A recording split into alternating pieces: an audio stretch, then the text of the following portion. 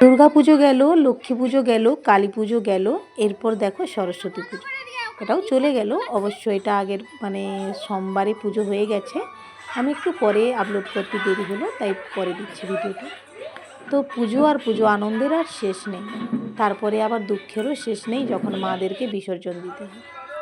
যাই হোক, পুজো উপলক্ষে ছোটোবেলায় কত আনন্দ করেছি এই সরস্বতী পূজাতেও, পুষ্পাঞ্জলি দেবো, ভোর ভোর উঠবো, স্নান করবো, কি আনন্দ ছোটোবেলাতে। এখন দেখো আমরাই বড় হয়ে তো আমাদের ছেলেদের মেয়েদেরকে রেডি করার জন্য ব্যস্ত থাকি।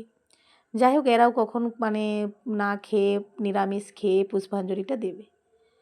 তো সেই উপলক্ষে আমাদেরও পাড়াতে পূজা হয়েছিল, তো সেই কারণে পুজো উপলক্ষে পিকনিকও হয়েছিল আমাদের। তো এইখানে আমাদের পাড়াতে পুজোর সঙ্গে সঙ্গে কিছু অনুষ্ঠানও হয়, যেমন নৃত্য প্রতিযোগিতা, যে যেমন নাচ নৃত্য জানে সেই প্রতিযোগিতাতে তুলে ধরা হয়।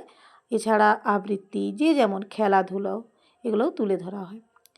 এরপর আমরা তো খুবই আনন্দ করেছিলাম সেই পিকনিকের দিন, যেদিন সোমবার পুজো হয়ে গেল, তো পিকনিক হয়েছিল বুধবার।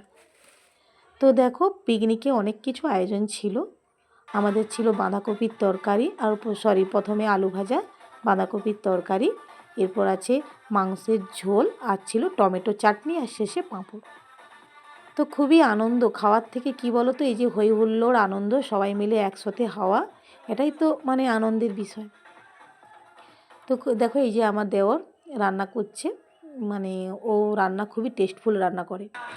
এরপর মাংসটা কষা হয়ে গেল, পুরো রান্না কমপ্লিট। আর একটু তার মধ্যে আমরা যাই মিলে একটু নাচা গানাও হয়ে গেল মাঝে।